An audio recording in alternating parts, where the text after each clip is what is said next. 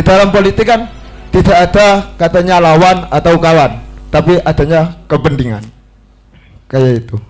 Saya dari santri Pusat Kajian Filsafat dan Teologi. Di mana tadi mahasiswa tadi? Coba kasih dia mic tuh. Saya mau diskusi sama dia tuh. Yang mana? Yang UIN, yang tadi pakai dalil bahwa ya itu nggak ada politik yang apa namanya musuh abadi, yang ada adalah kepentingan abadi. Coba saya mau ngobrol sebentar tuh. Jadi mohon maaf, saya sangat tidak sepakat dengan adanya pernyataan Anda.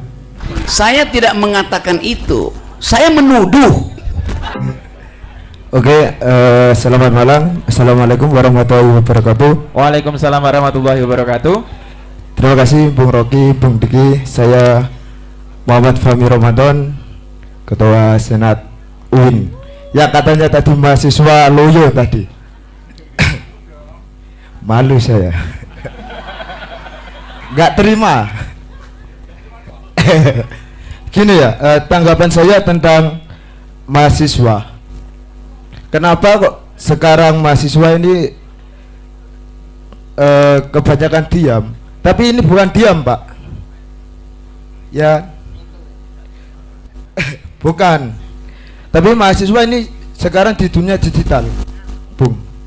Banyak kita di TikTok. Sekarang saya ada program di TikTok.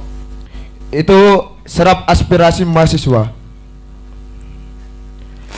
Kita juga bisa menjadi oposisi, kita juga bisa menjadi koalisi. Di dalam politik kan tidak ada katanya lawan atau kawan, tapi adanya kepentingan. Kayak itu. Dan saya juga pernah membaca, kalau kita tidak, pemuda hari ini tidak bisa menjadi pemimpin di masa depan, the youth of today of the leader of tomorrow, Pak. Pemuda hari ini harus menjadi pemimpin di masa depan, jangan menjadi pecundang di masa depan. Terima kasih. Salam Pusat Kajian dari saya. Tepuk tangan untuk tanggapan ya. Jadi Ketua Senat Mahasiswa UIN 1 Mas Ridho tadi Ramadan. Monggo Mas yang berjaket hitam. Ya, terima kasih atas waktu yang diberikan. Mohon izin, perkenalkan, saya Ahmad Rosi Izulhaq, biasa dipanggil Ari karena singkatan Ahmad Rosi Izulhaq gitu. Mohon izin, saya dari santri Pusat Kajian Filsafat dan Teologi Tulungagung, semacam komunitas yang memang bergerak dengan teman-teman mahasiswa UIN 1 yang tentunya memiliki gairah untuk membangkitkan semangat membaca dan menulis. Tentunya kajian kritis juga masuk di situ.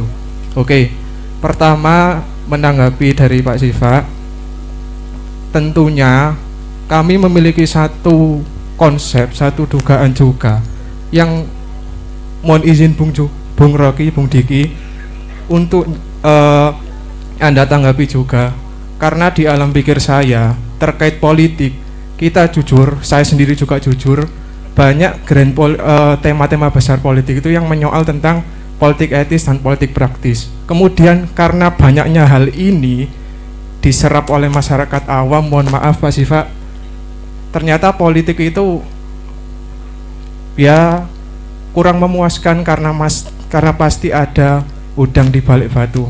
Kemudian kami memiliki satu konsep, mungkin dari dua pemateri, Bung Rocky, Bung Diki, apakah Anda pernah mengetahui bahkan mengamati yang namanya praktik politik mubadalah?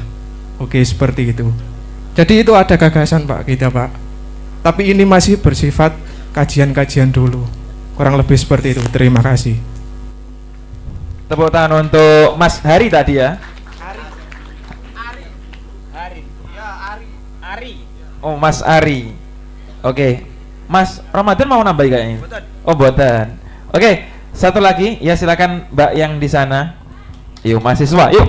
Ya. Selamat malam semuanya. Dari saya dari Kediri. Kalau asal saya dari Bojonegoro. Kebetulan merantau ke Kediri. Jadi dari beberapa yang tadi saya dengarkan dan juga Nama? iya. Perkenalkan, nama saya Nana. Saya di Uniska, kampus swasta yang sangat juga kontroversial sama sebenarnya. Hampir sama dengan UIN. Kontroversinya maksudnya. Jadi kalau tadi saya amati, sebenarnya kita perlu melakukan semacam dua gerakan. Yang pertama,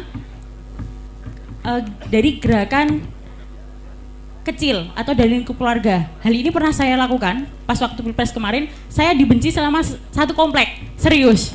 Pas waktu itu gara-gara satu komplek dukung Prabowo, saya beda pilihan dan itu sampai sekarang saya dicaci, serius itu. Itu salah satu gerakan yang memang berat itu.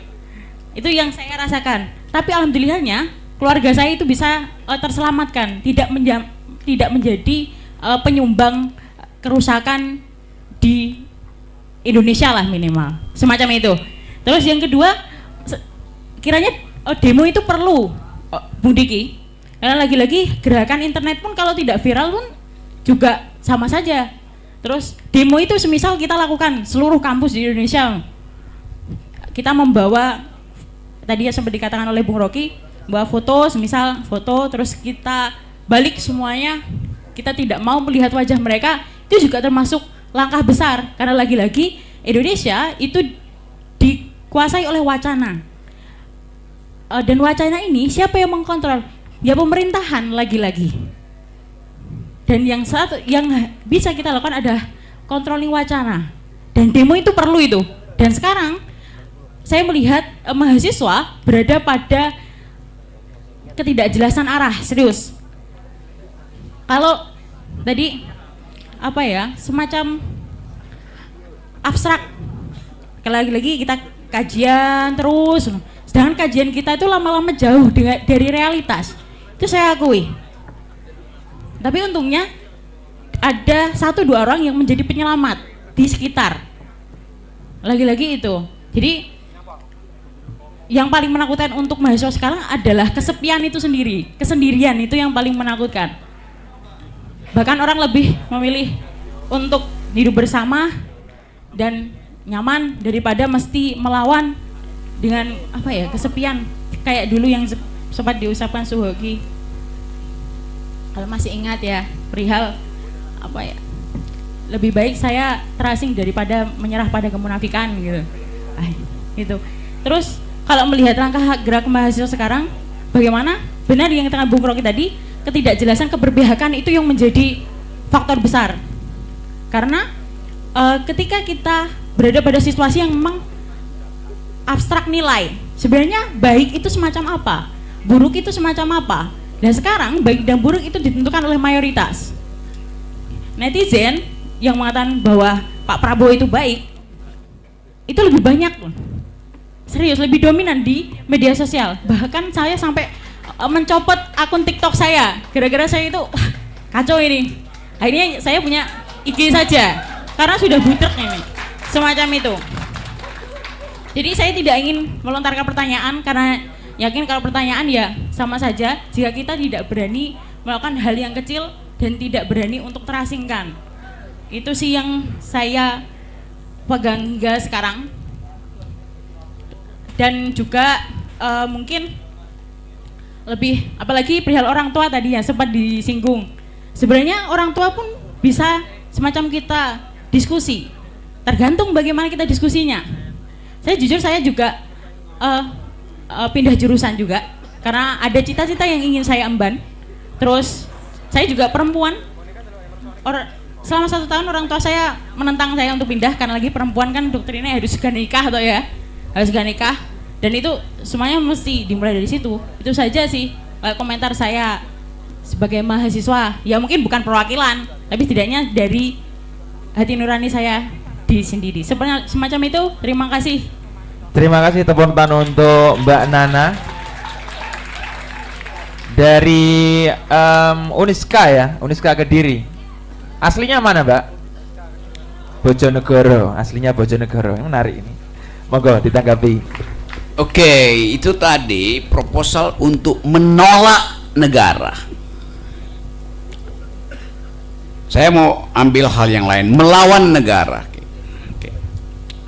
Jadi menolak negara artinya mengabaikan seluruh fungsi negara yang ingin membujuk kita untuk tetap dalam keadaan miskin, bodoh. Kalau yang diterangkan tadi oleh Pak Diki itu kita lakukan, ekonomi bisa numbuh 5, 6, 7% di sini tuh. Lalu negara klaim Tulung Agung tumbuh 5, 6, 7%. Nggak ada hak negara buat klaim. Karena nggak ada APBD yang masuk di sini, nggak ada APBN masuk di sini kan? Kan nggak ada APBN masuk di koperasi. Jadi ekonomi itu bisa tumbuh tanpa ada intervensi negara sebetulnya. Kalau ada kemandirian itu yang disebut koperasi. Kalau satu saat misalnya Pak Prabowo bilang saya sudah menumbuhkan ekonomi 6-7%, oke, kita lihat di mana sumbangan negara terhadap pertumbuhan itu. Anda belanja antara tetangga, ekonomi tumbuh kok. Jadi kita memang nggak perlu negara. Kalau negara ada dan memiskinkan kita, nah itu kita melawan negara. Sekarang saya masuk pada soal melawan negara ya. Tadi proposal Pak Diki adalah menolak negara. Tidak diperlukan negara. Sekarang kalau ada negara dan membuat kita miskin, maka kita mesti lakukan melawan negara, bukan menolak, melawan negara itu. Untuk melawan ada hal yang mesti dibedakan secara tajam. Dia melakukan kesalahan, pemerintah kesalahan, kita tidak tuh. Coba saya ulangi tadi, mana tadi mahasiswa tadi, coba kasih dia mic tuh. Saya mau diskusi sama dia tuh. Yang mana? Yang UIN, yang tadi pakai dalil bahwa ya itu nggak ada politik yang musuh abadi, yang ada adalah kepentingan abadi. Coba saya mau ngobrol sebentar tuh ya, oke.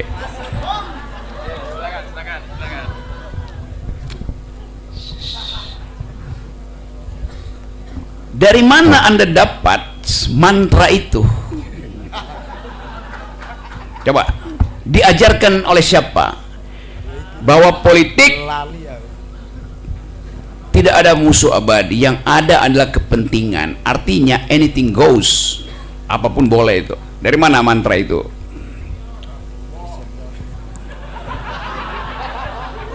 Cek. Oke. Terima kasih Bung. Saya pernah membaca artikel siapa? Saya lupa Bung. Ada yang mengatakan begitu. Oke, ada yang mengatakan Anda tidak tahu dari siapa. Oke. Pertanyaan kedua, kenapa Anda pro pada mantra itu?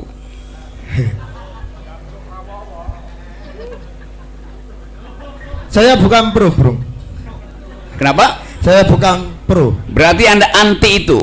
Iya. Oke. Karena apa? Tunggu dulu, nggak perlu Anda tenangkan. Kenapa Anda tidak pro? Karena Anda anti prinsip itu. Jadi mulai sekarang batalkan prinsip itu. Siap. Lo kenapa Anda promosikan tadi?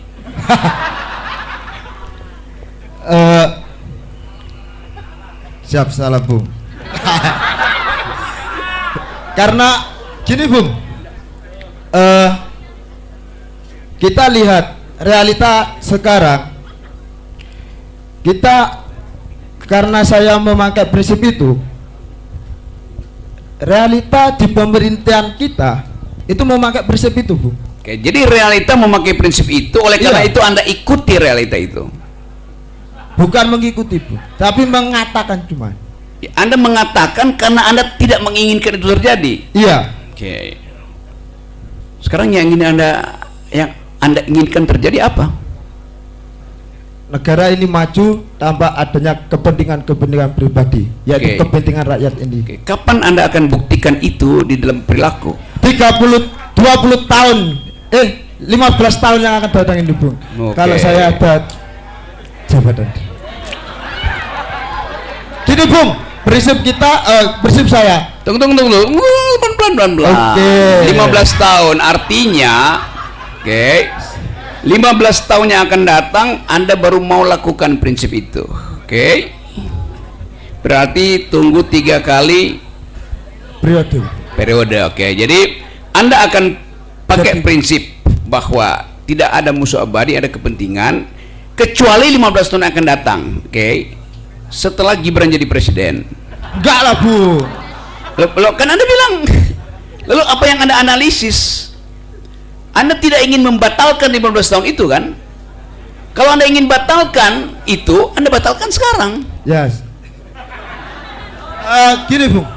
Kalau kita tidak masuk di dalam sistem, bagaimana, Bung? Kalau ini sistem ini sudah buruk. Oke, bagaimana merubahnya itu? Oke, jadi Anda masuk sekarang ya. Kapan Anda akan mendaftar jadi anggota PSI?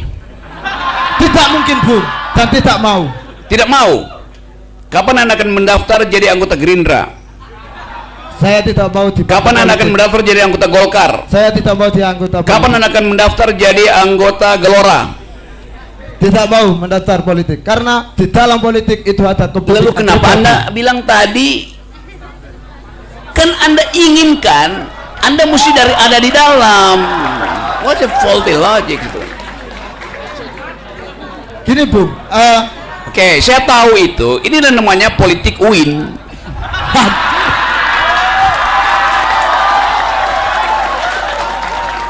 Bandingkan dengan perempuan tadi yang dari siapa? Yang secara tajam membuat perbedaan itu. Dia ambil risiko. Sebagai perempuan dia ambil risiko bahkan tuh. Oke, saya lanjut lagi ya. Oke, Bung. Oke. Gak terima saya dibandingkan.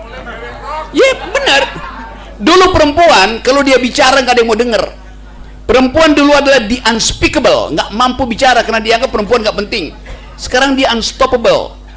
Anda yang unspeakable. Kan coba saya promosikan pikiran dia. Oke, Bu, siap. Akhirnya Anda punya paradigma sendiri bahwa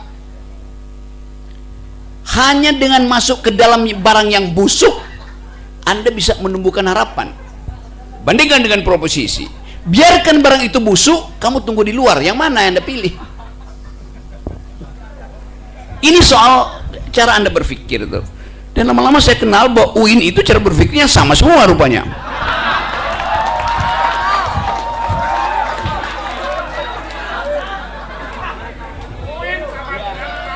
Kita nggak tahu tuh Anda dari OKP mana itu, dan kenapa semua orang cara berpikirnya, saya ketemu di mana-mana itu cara berpikir mahasiswa yang datang dari kebiasaan bahwa oke, kita tunggu aja, mending kita akomodasionis, kira-kira begitu jalannya tuh. Jadi itu bukan sikap ilmu pengetahuan, bukan sikap akademis.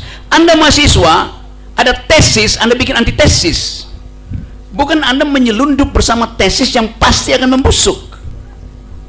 Lain kalau Anda politisi, Anda pakai prinsip itu, anything goes itu. Jadi bayangkan, di dalam upaya kita untuk menghasilkan perubahan itu, kegugupan untuk mengatakan tidak bahkan ada pada mahasiswa. Maka saya bisa bayangkan kalau Anda nulis skripsi Anda itu tidak ada tesisnya. Ada, Bu. Saya belum skripsian. Iya. Jadi ini bukan soal saya dengan Anda, tetapi cara berpikir itu.